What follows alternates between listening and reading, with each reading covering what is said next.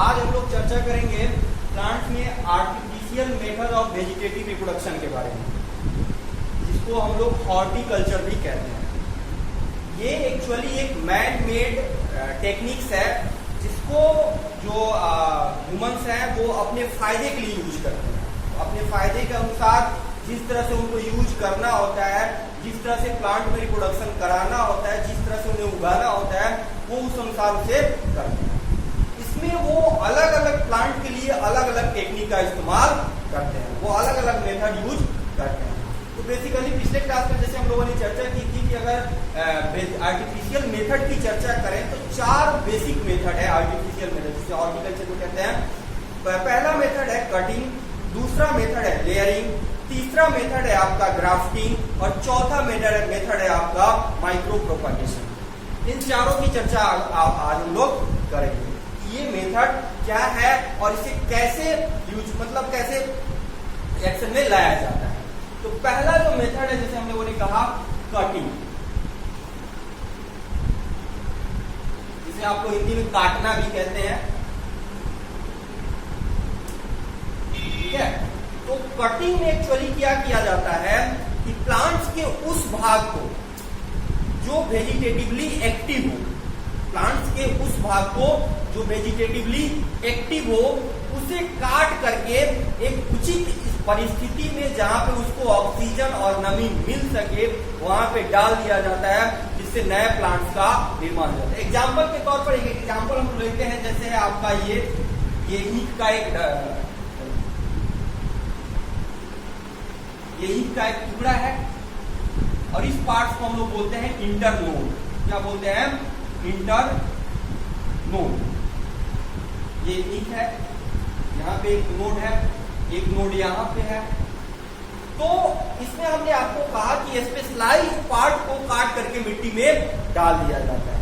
Specialised part कहने का मतलब है कि अगर हम एक कट यहां से करें और एक कट यहां से करें और इस भाग को, यहाँ पे 2 इंटरनोड है, एक इंटरनोड यहाँ पे है और एक इंटरनोड यहाँ पे है, और हमने क्या किया कि आर्टिफिशियल मेथड में, कटिंग मेथड में हमने क्या किया कि ईंट के इस भाग को यानी कि इंटरनोड के बीच वाले भाग को, दोनों इंटरनेट को हमने छोड़ दिया, बीच वाले भाग को हमने डाल दिया मिट्टी में। तो मिट्टी में अगर इस भाग को हमने डाल दिया तो वहां चाहे हम जो भी अपना फाइटो हार्मोन या जो भी रासायनिक खाद डालना हो डाल दे, लेकिन इससे हमारा नया प्लांट नहीं बनेगा। तो शुरू में ही हमने बोला कि कटिंग में जो है प्लांट के स्पेशलाइज्ड पार्ट को जो वेजिटेटिवली एक्टिव हो यानी कि कायिक रूप से सक्रिय हो, जिसमें नई कोशिकाएं बनाने की क्षमता हो, तभी वो नया पौधा बना सकता है। अगर उस भाग को हम मिट्टी में डालते हैं तभी नया पौधा बनेगा। तो इसीलिए हमने कहा कि इन दोनों इंटरनोड के बीच वाले भाग को अगर मिट्टी में डाल दे तो नए प्लांट का निर्माण नहीं होगा, क्योंकि जो भी वेजिटेटिवली एक्टिव भाग होते हैं जिसमें मेरिस्टेमेटिक सेल्स होते हैं, चाहे आपने 11th क्लास में पढ़ा होगा स्टेबल सेल्स और मेरिस्टेमेटिक सेल्स। स्टेबल सेल्स जो होते हैं वो कंटिन्यूअसली डिवाइड नहीं करते हैं, लेकिन मेरिस्टेमेटिक सेल्स जो होते हैं वो कंटिन्यूअसली डिवाइड करते रहते हैं और नई कोशिकाओं का निर्माण करते रहते हैं। तो ये इंटरनोड्स में जो कोशिकाओं का ग्रुप होता है वो एक्चुअली मेरिस्टेमेटिक सेल्स होती है, ठीक है, तो जो हमेशा डिवाइड करती रहती है। तो इसीलिए इनको कहा जाता है कि ये वेजिटेटिवली एक्टिव है, यानी कि नई कोशिकाओं का निर्माण कर सकती है, और अगर नई कोशिकाओं का निर्माण कर सकती है तो उचित परिस्थिति में ये नए पौधे का निर्माण कर सकती है। तो इसीलिए हमने कहा कि हमको अगर कटिंग मेथड के द्वारा नए पौधे का निर्माण करना है तो हमें स्पेशलाइज्ड पार्ट को काट करके उचित परिस्थिति में डालना होगा, यानी कि वहां पे जहां पे उस भाग को नमी और ऑक्सीजन दोनों उचित मात्रा में मिल सके।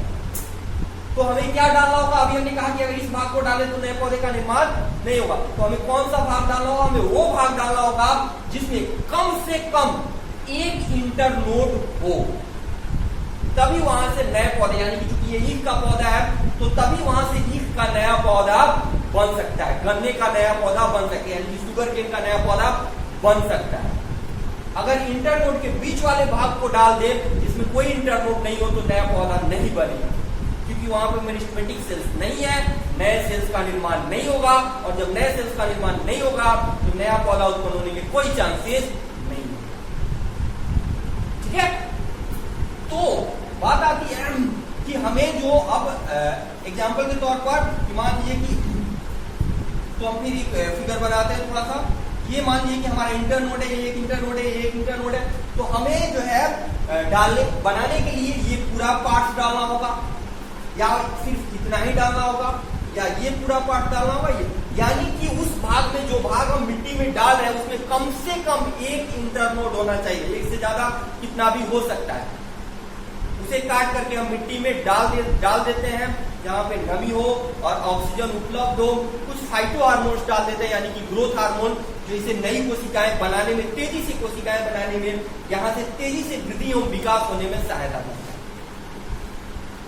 ठीक है, तो इस मेथड को हम लोग कहते हैं आपका कटिंग। इसी तरह हम लोग बैम्बू में भी यूज कर सकते हैं। बैम्बू में भी कुछ ऐसा ही होता है। बैम्बू का पौधा अगर आप लोग देखे हो, यानी कि बांस का पौधा आप लोग देखे हो, तो कुछ ऐसे ही इंटरनोड उसमें भी होते हैं।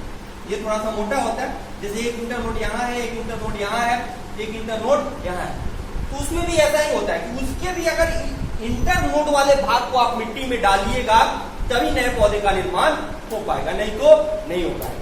रूट साइड भी डाल दे तब भी हो जाएगा, यानी कि रूट है तब भी बन सकता है, कोई दिक्कत नहीं है। लेकिन अगर रूट के अलावा आप सिर्फ स्टेम को डालना चाहते हैं तो स्टेम में तभी होगा जब उसमें जो है ये इंटरनोड मौजूद होगा, क्योंकि नया पौधा यहीं से निकलेगा, क्योंकि इसी के पास क्षमता है, यहीं पे वो सेल्स है, वो कोशिकाएं हैं जो नए कोशिकाओं का निर्माण कर सकती हैं। और जब नए कोशिकाओं का निर्माण होगा तभी नए पौधे का निर्माण हो सकता है इन वेजिटेटिव रिप्रोडक्शन। तो ये मेथड है कटिंग का, जिसमें हम किसी प्लांट्स के पार्ट्स को, वो चाहे रूट भी हो सकता है, वो स्टेम भी हो सकता है, वो लीफ भी हो सकता है, लेकिन वो चाहे रूट हो, चाहे स्टेम हो, चाहे लीफ हो, वो तब उसी भाग को हम लोग उसमें से डालते हैं जिसमें नए पौधा, जिसमें जो वेजिटेटिवली एक्टिव पार्ट मौजूद हो, तभी नया पौधा बन सकता है।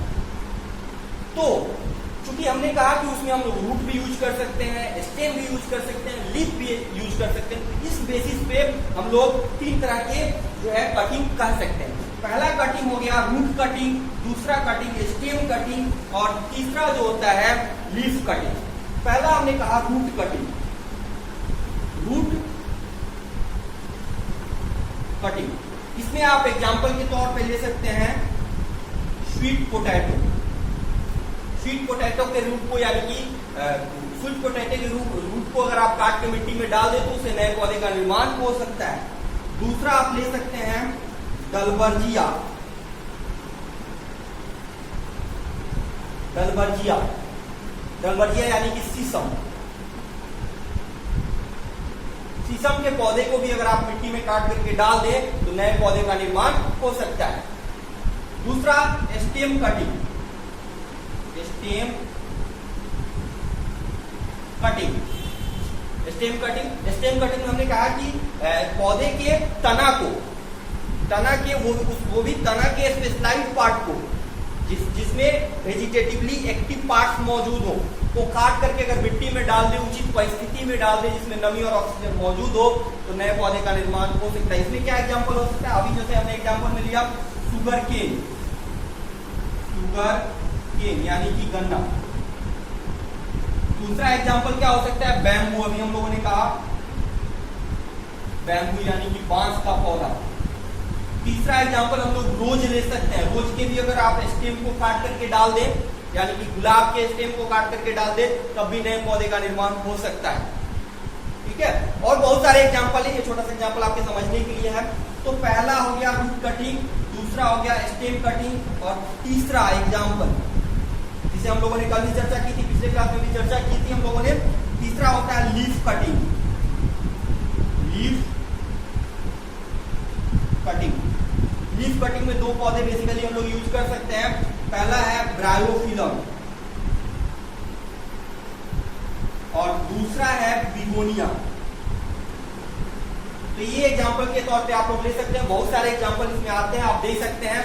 यही छोटा सा मतलब ये हो गया कि आप रूट कटिंग में क्या क्या यूज कर सकते हैं, आप क्या डालिएगा। दूसरा आप स्टेम कटिंग में क्या डाल सकते हैं, और तीसरा आप लोग लीफ कटिंग में क्या क्या डाल सकते हैं। अगला जो मेथड हम लोग का होता है वो होता है लेयरिंग। लेयरिंग हम लोग देखेंगे, मेथड है वो है लेयरिंग, जिसको हम लोग दाब लगाना भी कहते हैं, दाब लगाना, दाब लगाना।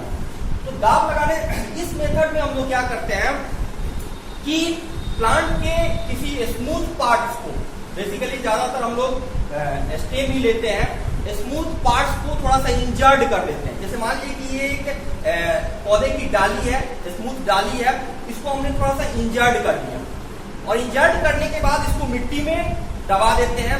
दबाने के बाद वहां पे थोड़ा सा जो है क्ले, उसके बाद जो फाइटो हार्मोन्स वगैरह जो यूज करते हैं, जो उसमें वहां से रूट्स के ग्रोथ को एक्टिव करता है, रूट्स के ग्रोथ को एक्टिव करता है। वैसे कुछ फाइटो हार्मोन्स वहां पे केमिकल यूज करते हैं, जिससे काफी तेजी से वहां से रूट्स निकल आते हैं। फिर अब उस भाग को हम लोग पेरेंट्स प्लांट से अलग करके एक नए पौधे के रूप में लगा लेते हैं। तो इस प्रोसेस को हम लोग बोलते हैं लेयरिंग। ये लेयरिंग दो तरह का हो सकता है। एक लेयरिंग होता है कि हमने आपको अभी जो एग्जांपल दिया कि एक ये मान लीजिए कि आपका डाली है, लगा हुआ है पौधे से, इस डाली को हमने यहाँ से इंजर्ड किया। मान लीजिए ये पौधे से लगा हुआ डाली है, इस डाली को यहाँ से हमने इंजर्ड किया। इंजर्ड करने के बाद इसको हमने मिट्टी में दबाया, मिट्टी में दबाया और इसमें से मिट्टी डाली। यहाँ पे कुछ फाइटो हार्मोन्स डाल दिए जो यहाँ इंजर्ड पार्ट से जो है रूट्स के ग्रोथ को जो है स्टिमुलेट करेंगे। कुछ समय बाद जब वहां से रूट्स निकल आएंगे तो अब इस डाली को यहाँ पेरेंट प्लांट से अलग करते हैं। अब आपका एक नया पौधा यहाँ पे तैयार हो चुका है। इस नए पौधे को अब अपने आप इच्छा अनुसार कहीं भी लगा सकते हैं, ठीक है। तो इसको हम लोग बोलते हैं, पहला आप लोग दो तरह का हमने आपको जैसे बताया, पहला हो गया, इसको हम लोग बोलते हैं माउंटिंग। माउंटिंग में हमने आपको बताया कि आपका माउंटिंग का अभी जो हमने एग्जांपल दिया कि ये लीफ का ये लगा होता है, यहां से हमने इंजर्ड किया, इंजर्ड करने के बाद मिट्टी में दबाया, क्ले डाल दिया, तो ये हो गया माउंटिंग। दूसरा होता है एयर लेयरिंग, एयर लेयरिंग, जिसको हम लोग बुट्टी भी कहते हैं। क्या कहते हैं? बुट्टी। एयर लेयरिंग को हम लोग बुट्टी के नाम से भी जानते हैं। इसमें क्या होता है एयर लेयरिंग में? एयर लेयरिंग में हमने आपको बताया कि अभी हमने आपको बताया कि इसको इंजर्ट करने के बाद मिट्टी में दबा दो, लेकिन एयर लेयरिंग में इसको मिट्टी में नहीं दबाते। एयर लेयरिंग में सारे प्रोसेस करते हैं लेकिन मिट्टी में नहीं दबाते। एयर लेयरिंग में ये मान लीजिए कि डाली आपकी पौधे से लगी हुई है, यहाँ पे हमने इंजर्ट किया इसको, और इंजर्ट करने के बाद डाली ऐसे ही लगे रहने देते हैं, और यहीं पे इस इंजर्ड भाग पे कुछ फाइटो हार्मोन के साथ कुछ क्ले सॉइल्स वगैरह को लेकर के एक प्लास्टिक बैग में यहीं पे बांध देते हैं। क्या कर देते हैं? बांध देते हैं। एक प्लास्टिक बैग द्वारा यहीं पे इसको बांध देते हैं कुछ फाइटो हार्मोन के प्रेजेंस से। कुछ समय बाद उस फाइटो हार्मोन के प्रेजेंस के कारण, रूट स्टिमुलेटिंग हार्मोन्स के कारण, रूट स्टिमुलेटिंग हार्मोन के कारण जो रूट की वृद्धि को प्रोत्साहित करते हैं, वैसे हार्मोन के कारण इसी भाग में यानी कि इस प्लास्टिक पैक्ड भाग में कुछ रूट्स छोटे छोटे निकल आते हैं। अब इससे पीछे यहाँ पर अगर हमने बुट्टी लगाया है तो इसके पीछे यानी कि यहाँ से हम लोग कट कर लेते हैं। ये जो आपकी अब डाली है वो एक प्लांट का रूप ले चुकी है, जिसको आप एक स्पेशलाइज्ड पार्ट पे एक सही सिचुएशन में सही जगह पे लगा देते हैं। तो इन दोनों भाग से आप नए पौधे का निर्माण कर सकते हैं। एग्जाम्पल में क्या क्या हो सकता है? यहाँ पे आप लोग ले सकते हैं लेमन, आप लोग लेमन का यूज कर सकते हैं। जैसे नींबू का पौधा है, आप लेमन का यूज कर सकते हैं। कागजी भी आता है, मतलब लेमन का साइट्रस प्लांट कोई भी आप यहाँ पे यूज कर सकते हैं, जो भी है। इसमें आप लोग कर सकते हैं, जैसे गुआवा है, गुआवा को आप लोग यूज कर सकते हैं। दूसरा आप लोग यूज कर सकते हैं मैंगो यूज कर सकते हैं, आप लोग लीची यूज कर सकते हैं। तो कई तरह के प्लांट्स आप लोग यूज कर सकते हैं, जिसमें आप लोग बुट्टी लगा सकते हैं, यानी कि एयर लेयरिंग कर सकते हैं, जिससे नए पौधे का निर्माण आप आसानी से कर सकते हैं। तो ये है प्रोसेस लेयरिंग, जिसमें हम लोगों ने आप दो चीज चर्चा की, माउंटिंग जिसमें हम लोग मिट्टी में दबा के अपना पौधा बना लेते हैं, और दूसरा एयरलेस। लेकिन एक इंपॉर्टेंट चीज दोनों के लिए क्या है, हर एक परिस्थिति में आपको फाइटो हार्मोन यानी कि रूट स्टिमुलेटिंग हार्मोन की जरूरत पड़ती है। उस परिस्थिति में जो आपका जो भी नया प्लांट्स का जो बनने का रेट होता है वो बढ़ जाता है, वो तेजी से होता है, क्योंकि वो हार्मोन सेल्स की वृद्धि को बढ़ा देते हैं, रूट के फॉर्मेशन को प्रोत्साहित करते हैं, जिससे आप तेजी से आपका नया पौधा तैयार होता है। तो ये दो प्रोसेस है, पहला था कटिंग, दूसरा था लेयरिंग। अब तीसरी हम लोग चर्चा करेंगे ग्राफ्टिंग।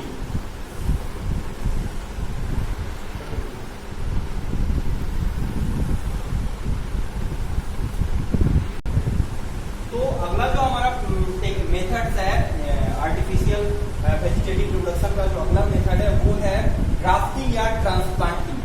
ग्राफ्टिंग या ट्रांसप्लांटिंग ये टेक्निक जो है काफी इंटरेस्टिंग है, आप खुद कर सकते हैं, आपके लिए आसान भी है, बहुत ज्यादा डिफिकल्टी नहीं है, आप छोटे पौधों में से देख करके देख सकते हैं। सबसे पहले इसके मैकेनिज्म को समझते हैं, करते क्या है इसमें। तो इसमें हम लोग सबसे पहले दो प्लांट्स चूज करते हैं, पहला दो प्लांट्स हम लोग चूज करते हैं। बेसिकली इसका जो टेक्निक है, बेसिक हम आपको बता दें कि इस प्रोसेस में जो है दो डिफरेंट प्लांट्स यानी मतलब लेकिन समान प्रजाति के, दो समान प्रजाति के प्लांट्स को एक साथ ज्वाइन करके एक कंपोजिट प्लांट तैयार किया जाता है। दो डिफरेंट प्लांट लेकिन समान प्रजाति के पौधों को जोड़ करके कंपोजिट प्लांट तैयार किया जाता है, जिस प्रोसेस को हम लोग बोलते हैं ट्रांसप्लांटिंग। इसमें हम लोग एक प्लांट से उसका रूट पार्ट्स और दूसरे प्लांट से उसका स्टेम पार्ट्स लेते हैं। रूट पार्ट्स को हम लोग बोलते हैं स्टॉक और स्टेम पार्ट्स को हम लोग बोलते हैं साइयोन या ग्राफ्ट। फिर रूट्स में उस जो आपका ग्राफ्ट है, इस स्टॉक में उस ग्राफ्ट को हम लोग डाल देते हैं, और फाइनली उसको यहाँ पे कुछ फाइटो हार्मोन्स और क्ले के प्रेजेंस में इसको एक एयर बैग प्लास्टिक बैग के साथ इसको बांध देते हैं। कुछ समय बाद ये दोनों एक दूसरे के साथ ज्वाइंट हो जाते हैं और एक आपका एक कंपोजिट प्लांट जो है वो तैयार होता है। आपका रूट जो है वो मिट्टी के साथ लगा है। कब यूज करते हैं, क्यों जरूरत पड़ती है, तो बहुत सारे हैं। जैसे मान लीजिए कि आपको एक ऐसा पौधा तैयार करना है, जैसे गुड़हल का पौधा हम एग्जाम्पल में लेते हैं, चाइना रोज। चाइना रोज का मान बहुत सारे कलर होते हैं, आप चाह रहे हैं कि एक ही पौधे में हमको सारे कलर मिल जाए, ठीक है। आप चाह रहे हैं कि एक ही पौधे में हमको कई सारे कलर वाले गुड़हल के पौधे हम बना लें, तो ये आप उस तरह के पौधे का निर्माण आप इस तकनीक के द्वारा आसानी से कर सकते हैं। कैसे कर सकते हैं, एग्जाम्पल के तौर पर समझिए, आप इसे करके देख सकते हैं, कोई दिक्कत नहीं, हम आपको बता रहे हैं। तो पहला जो प्रोसेस है, आप सबसे पहले प्लांट्स को चूज कीजिए जो स्वस्थ हो, हेल्दी हो। उस हेल्दी प्लांट से पहले आप रूट्स पार्ट्स को निकालिए, या उसका रूट्स पार्ट्स जो है वो जो आप लेयरिंग विधि के द्वारा या किसी भी प्रोसेस के द्वारा पहले रूट्स पार्ट्स को यानी कि स्टॉक को तैयार करें। अब स्टॉक में आप जो है एक कट बनाइए, इस तरह का खांच बनाइए, जैसे हमने आपको यहाँ पे बनाया खांच बनाया। आप बहुत तरह से खांच बना सकते हैं, आप ऐसे भी खांच बना सकते हैं, आप जो है ये मान लीजिए कि आपका पौधा है तो आप ऐसे भी खांच बना सकते हैं, ठीक है। तो ये आप कई तरह के खांच बना सकते हैं। अगर आपको मल्टीपुल लगाने हैं तो आप मल्टीपुल लगाने के लिए आपको मल्टीपुल जो है स्टेम लगाना है, तो मान लीजिए आपका ये रूट है, आप इसको यहाँ से कट कीजिए बीच से, और फिर यहाँ से आपको 4 भाग हो जाएंगे। 4 भाग में आप जो है फिर उसमें जो है थोड़ा सा उसको पेनिट्रेट कीजिए और उसमें जो है ग्राफ्ट कर दीजिए अलग अलग पक्ष। तो इसमें आप 4 जो है स्टेम को, छोटे छोटे स्टेम को आप इसमें ग्राफ्ट कर सकते हैं आसानी से। तो जो है सबसे पहले आप स्टॉक तैयार कीजिए, चूज कीजिए स्टॉक को तैयार कीजिए। फिर आप अलग अलग कलर वाले, आपने आपको अगर करना है कि अलग अलग कलर वाले गुड़हल एक ही में बन जाए, तो आप अलग अलग कलर वाले स्टेम को यानी ग्राफ्ट को चूज कीजिए, ठीक है। ग्राफ्ट को कट कीजिए और कट करने के बाद इसमें उसको लगा दीजिए। फाइनली आप जो स्टॉक चूज किए, जो आप स्टॉक तैयार किए, उस चारों स्टेम को एक साथ यहाँ पे उसमें खांच बना करके स्टेम में पुट कर दीजिए। पुट करने के बाद आप वहां पे कुछ फाइटो हार्मोन्स यानी कि जो सेल जो ग्रोथ स्टिमुलेटरी हार्मोन है, जो जैसे साइटोकाइनिन है। साइटोकाइनिन क्या करता है, कोशिकाओं की वृद्धि को बनाता है। तो जितनी तेजी से यहाँ कोशिकाओं की वृद्धि होगी, ये दोनों आसानी से ज्वाइंट हो जाएंगे, काफी तेजी से ज्वाइंट हो जाएंगे। तो इन चारों को उसमें फंसाने के बाद, चूंकि 1 भी कर सकते हैं, 4 भी कर सकते हैं, 2 भी कर सकते हैं, उसमें फंसाने के बाद वहां पे कुछ फाइटो हार्मोन जैसे साइटोकाइनिन की हमने चर्चा की, क्ले की उपस्थिति में उसको एक प्लास्टिक बैग के साथ एयर टाइट करके बांध देते हैं। रूट को आप किसी उचित परिस्थिति में लगा देते हैं, एक गमले में लगा दीजिए, वहां पे कुछ ऑर्गेनिक खाद डाल दीजिए, जिससे इसको न्यूट्रिशन भी आसानी हमेशा मिलता रहे। फाइटोहार्मोन्स आपने यहाँ डाला ही है, तो उस परिस्थिति में आपका जो ग्राफ्ट है, ट्रांसप्लांटिंग प्रोसेस है, वो काफी जल्दी और तेजी से होता है। तो इस परिस्थिति में आप कई तरह से इसे यूज कर सकते हैं। जैसे पहले एग्जाम्पल हमने लिया कि आप अगर चाह रहे हैं कि एक ही पौधे में 4 कलर के गुड़हल वाले हम यूज कर सकते हैं, तब भी आप बना सकते हैं। दूसरा प्रोसेस, आपके पास कोई ऐसा पौधा है जिसका फ्रूट काफी अच्छा हो रहा है, लेकिन रूट उसका खराब हो गया। आपको लगता है कि काफी कम समय में ये पौधा जो है रूट के खराब हो जाने के कारण सूख जाएगा। आप उस पौधे को कैसे बचाना चाहेंगे? तो उसी प्रजाति के किसी ऐसे पौधे से एक स्टॉक तैयार कीजिए। आप लेयरिंग भी करके तैयार कर सकते हैं, कटिंग भी करके तैयार कर सकते हैं। तो लेयरिंग कीजिए, चाहे रूट्स ले लीजिए, उस स्टॉक तैयार कीजिए, और जो आपका पौधा है जिसका फ्रूट काफी अच्छा है लेकिन रूट खराब हो चुका है, उस पौधे से आप ग्राफ्ट ले लीजिए, उसका स्टेम पार्ट ले लीजिए, और जो आप स्टॉक तैयार किए हैं उस स्टेम को, उस जो पौधा खराब हुआ है उसके स्टेम को अपने स्टॉक में ट्रांसप्लांट कर दीजिए, ट्रांसप्लांट करके रख दीजिए। तो अगर ये आपका पौधा पुराना वाला सूख भी गया तो उसी फ्रूट, वैसे ही फ्रूट वाला नया पौधा अब आपके पास तैयार हो चुका है, आप उसको प्रिजर्व कर सकते हैं। यानी कि आपका पौधा लॉस नहीं हुआ, वो सूख भी जाएगा तो आपके पास अब नया पौधा बच गया, तैयार हो चुका है। तो इस तरह से अगर पौधा आपका लग रहा है कि खराब होने जा रहा है, तो आप उसको इस तकनीक के द्वारा बचा सकते हैं। बचा नहीं, उस पौधे को नहीं बचा सकते हैं, लेकिन उसी तरह का दूसरा पौधा आप अपने बागवानी में तैयार कर सकते हैं। तो इसके बहुत सारे फायदे हैं, आप आसानी से कर सकते हैं, कोई दिक्कत नहीं है।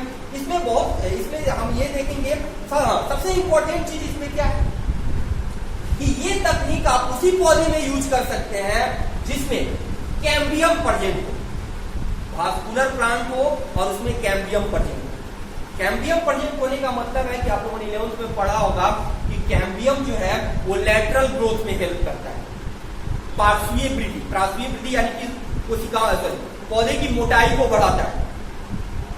तो अगर वास्कुलर टिश्यू के साथ साथ उसमें कैम्बियम मौजूद हो, तभी आप उस पौधे का इस्तेमाल उस पौधे में ग्राफ्टिंग कर सकते हैं। तो सीधे तौर पे यहाँ पे एक बात आ जाती है सामने कि कैम्बियम जो होता है वो मोनोकोटिलेडन प्लांट में नहीं होता है, यानी कि एक बीजपत्री पौधे में नहीं होता है। एक बीजपत्री पौधा जैसे कि सारे अनाज, गेहूं, चावल, मक्का, बाजरा, बहुत सारे अनाज है, उसमें कैम्बियम एब्सेंट होता है। यानी कि ग्राफ्टिंग प्रोसेस जो है आप न गेहूं में कर सकते हैं, न मक्का में कर सकते हैं, न बाजरा में कर सकते हैं, न धान में कर सकते हैं, किसी भी मोनोकोटिलेडन प्लांट में आप नहीं कर सकते हैं। ठीक है, तो ये प्रोसेस सिर्फ और सिर्फ वैसे प्लांट में किया जा सकता है जिसमें वास्कुलर टिश्यू हो और उसके साथ साथ उसमें कैम्बियम भी मौजूद हो। यानी कि मोस्ट थिंग इज दैट ये प्रोसेस मैक्सिमली डाइकोटिलेडन प्लांट में संपन्न होता है, मोनोकोटिलेडन प्लांट में ग्राफ्टिंग नहीं होता है। एग्जाम्पल के तौर पे आप मैंगो में कर सकते हैं, आप लीची में कर सकते हैं, आप गुआवा में कर सकते हैं, बहुत सारे पौधे में से किया भी जा चुका है। ये प्रोसेस जो है वो काफी इंटरेस्टिंग है, आप अपने बागवानी में, आप अपने गमले में आसानी से कर सकते हैं, बहुत आसान है, कोई दिक्कत नहीं है। जैसे हमने बताया भी कि काफी इंटरेस्टिंग है, आप इसको खेल में भी कर सकते हैं और बहुत सारी चीजें इससे सीख सकते हैं। तो ये था हमारा ग्राफ्टिंग यानी कि ट्रांसप्लांटिंग, जिसे हमने आपको दिखाया, फिगर के साथ दिखाया कि ऊपर वाले प्लांट्स को हम लोग ग्राफ्ट या सियोन कहते हैं, नीचे वाले प्लांट्स को हम लोग स्टॉक कहते हैं, जो जनरली रूट पार्ट्स होता है, और दोनों को जब ज्वाइंट किया जाता है जिसको ट्रांसप्लांटेड प्लांट, यानी कि एक पार्ट को दूसरे पे ट्रांसप्लांट किया जाता है, इसीलिए इसको ट्रांसप्लांटिंग भी कहते हैं। फाइनली इसको ज्वाइंट करके एक कंपोजिट पौधा तैयार कर लिया जाता है, इंटरेस्टिंग होता है। अगला जो हमारा प्रोसेस होगा वो होगा माइक्रो प्रोपागेशन। तो अगला जो हमारा मेथड है वो है माइक्रो प्रोपागेशन, सूक्ष्म प्रवर्धन। वर्ड आता है यहाँ पे माइक्रो और प्रोपागेशन, यानी कि ये वैसा तकनीक है जिसमें हम किसी प्लांट्स के सूक्ष्म पार्ट्स, माइक्रो पार्ट्स क्या हो सकता है, और या वो सेल हो सकता है या टिश्यू हो सकता है। यानी कि अगर बोले तो इस तकनीक में हम किसी प्लांट्स के सेल्स या टिश्यू का इस्तेमाल करके आर्टिफिशियली नए पौधे का निर्माण करा सकते हैं। यानी कि माइक्रो प्रोपागेशन या सूक्ष्म प्रवर्धन वह तकनीक है जिसमें हम आर्टिफिशियली किसी कृत्रिम माध्यम में किसी प्लांट के कोशिका या ऊतकों का उपयोग करके हम नए पौधे का निर्माण करा सकते हैं। इसका सबसे अच्छा एग्जाम्पल है tissue culture. Tissue culture, tissue culture यानी कि इसको हिंदी में हम लोग ऊतक संवर्धन भी कहते हैं। ऊतक संवर्धन, टिश्यू कल्चर भी वैसे ही हम लोग डिफाइन करेंगे कि टिश्यू कल्चर में हम लोग किसी प्लांट्स के कोशिका या सेल्स को लेकर के कृत्रिम माध्यम में वांछित गुण वाले, यानी कि आप जिस तरह का चाह रहे हैं उस तरह का, है ना, आप अपने अनुसार, यानी कि किसी लैब में किसी पौधे का कोशिका या ऊतक द्वारा कृत्रिम माध्यम में वांछित गुण वाले नया पौधा बनाने की प्रक्रिया जो है वो कहलाती है टिश्यू कल्चर। एक बार फिर से सुनेंगे कि किसी कृत्रिम माध्यम में, किसी लैब में कृत्रिम माध्यम पे वांछित गुण, किसी लैब में कृत्रिम माध्यम पे प्लांट्स के कोशिका या ऊतक का उपयोग करके वांछित गुण वाले नए पौधे बनाने की प्रक्रिया जो है वो कहलाती है टिश्यू कल्चर या ऊतक संवर्धन। हमने आपको कहा कि वांछित गुण वाले नए पौधे आप बना सकते हैं। तो अभी जो है आपका जो टेक्निक है वो काफी डेवलप कर चुका है। एक प्रोसेस आता है रिकॉम्बिनेंट डीएनए टेक्नोलॉजी। तो रिकॉम्बिनेंट डीएनए टेक्नोलॉजी का उपयोग करके हम उस जीन का चुनाव कर लेते हैं जिस जीन को हमको उस पौधे में इंट्रोड्यूस कराना है। क्यों कराना है? कि जीन जो है किसी खास कैरेक्टर के लिए रिस्पॉन्सिबल होता है। तो जब उस जीन को आप उस पौधे में इंट्रोड्यूस कराना चाहेंगे तो उस कोशिका में इंट्रोड्यूस करा दीजिए जिस कोशिका से आप नए पौधे का निर्माण कराना चाहते हैं। मान लीजिए कि ये कोशिका आप यूज करना चाहते हैं, ये एक सेल है, प्लांट सेल है, प्लांट सेल है, जिससे माइक्रो प्रोपागेशन तकनीक द्वारा या आपने इसका टिश्यू कल्चर किया, टिश्यू कल्चर किया और आपने क्या बना दिया? एक प्लांट बना दिया। अब आप चाह रहे हैं कि जब ये प्लांट बनाए तो इसमें एक खास कैरेक्टर, कोई बेसिक कैरेक्टर हो जो आपके अनुसार। तो उसके लिए आपको करना होगा कि उस कैरेक्टर के लिए रिस्पॉन्सिबल जो जीन है उस जीन को इस सेल में इंट्रोड्यूस करा देना होगा। पहले आप टिश्यू कल्चर करने से पहले ही इस सेल में उस कैरेक्टर के लिए रिस्पॉन्सिबल जीन को आप इंट्रोड्यूस करा दीजिए। इंट्रोड्यूस कराने के बाद इस सेल को ग्रो कीजिए। जब सेल ग्रो हो जाए तो एक प्रोसेस और भी आता है कि जब इंट्रोड्यूस कराने के बाद सबसे पहले हम उसका चुनाव करते हैं कि किस कोशिका में हमारा जो जीन है वो इंटर किया है। जब ये चुनाव हम लोग कर लेते हैं तो फिर उस कोशिका को हम लोग यूज करते हैं टिश्यू कल्चर के लिए। और फाइनली टिश्यू कल्चर के द्वारा एक हमको प्लांट मिलता है जिसमें जिस कैरेक्टर के लिए हमने जीन को इंट्रोड्यूस कराया था वह प्लांट उस कैरेक्टर को शो करता है। यानी कि आपने इस तकनीक द्वारा वांछित गुण वाले, यानी कि जो गुण आप चाह रहे थे कि उस पौधा में उत्पन्न हो जाए, उस तरह का पौधा आप बना सकते हैं। तो ये प्रोसेस जो है काफी डेवलप है, काफी तेजी से अभी किया भी जा रहा है, जिससे आप कई तरह के अलग अलग तरह के पौधे का निर्माण इस तकनीक के द्वारा किया जा रहा है। जिसमें आप रिकॉम्बिनेंट डीएनए का टेक्नोलॉजी का भी उपयोग करते हैं, हाइब्रिडाइजेशन का भी उपयोग करते हैं, अलग अलग पौधे का, अलग अलग सेल्स का जो है हाइब्रिड बना करके आप नए प्लांट का निर्माण करते हैं। इसमें जो तकनीक यूज होती है, जो सेल सबसे पहले यूज किया जाता है, जो सेल यहाँ पे जैसे हमने ये कहा कि ये प्लांट सेल हमने यूज किया, प्लांट सेल से हमने नया प्लांट बना लिया। तो जो सबसे पहले जो सेल यूज किया जाता है उस सेल को हम लोग कहते हैं एक्सप्लांट। क्या कहते हैं? एक्सप्लांट। यानी कि कल्चर मीडिया में जो सबसे पहला सेल हमने डाला टिश्यू कल्चर के लिए उसको हम लोग बोलते हैं एक्सप्लांट। अब एक्सप्लांट जो है वो सेल जो है वो अब उसको एक नेचुरल मीडियम आर्टिफिशियल मीडियम में वो ग्रोथ करना शुरू होगा, नई कोशिकाएं बनाना शुरू करेगा। तो जब नई कोशिकाएं बनाना शुरू करेगा तो वो क्या बनाएगा? एक ग्रुप ऑफ सेल्स बनाएगा, ग्रुप ऑफ सेल्स बनाएगा। इसको हम हम लोग कहते हैं इस ग्रुप ऑफ, ये हो गया हमारा पहला सेल, ये अब बनाएगा ग्रुप ऑफ सेल्स जिसको हम लोग कहते हैं कैलस। ठीक है, फिर अब डिवीजन इसमें लगातार चलता रहता है, फिर ये जो है डिवाइड होगा, फिर डिवाइड होने के बाद ये बनाएगा एम्ब्रियोइड, यानी कि एम्ब्रियो एक खास संरचना बनाएगा, एम्ब्रियो की जैसी संरचना बनाएगा, तो इसको हम लोग बोलते हैं एम्ब्रियोइड। लेकिन यहां पे एक चीज आपको जानने की जरूरत है कि टिश्यू कल्चर में जो एम्ब्रियोइड बनता है वो नॉन जाइगोटिक होता है, नॉन जाइगोटिक। सेक्सुअल रिप्रोडक्शन में हमने चर्चा की थी कि जो भ्रूण का निर्माण होता है, एम्ब्रियो का निर्माण होता है, वो किससे होता है? जाइगोट से होता है। लेकिन आप यहाँ पे देख रहे हैं कि जाइगोट तो बना नहीं, लेकिन एम्ब्रियो बन गया, एम्ब्रियोइड बन गया। तो बिना जाइगोट के यहाँ पे, यानी कि टिश्यू कल्चर में बिना जाइगोट के एम्ब्रियोइड का निर्माण हो जाता है। तो इस एम्ब्रियोइड को, यानी कि इस एम्ब्रियोइड को हम लोग क्या कहते हैं? कह सकते हैं कि नॉन जाइगोटिक एम्ब्रियोइड है, नॉन जाइगोटिक एम्ब्रियोइड, यानी कि बिना जुग्मक के विकसित होने वाला भ्रूण है। एक बार फिर समझिएगा, इंग्लिश में अगर प्रॉब्लम हो तो एक बार फिर ट्राई करते हैं कि नॉन जाइगोटिक का मतलब हो गया कि बिना जुग्मनज के विकसित होने वाला भ्रूण। किस प्रक्रिया में बनता है? ये जो है टिश्यू कल्चर प्रक्रिया में।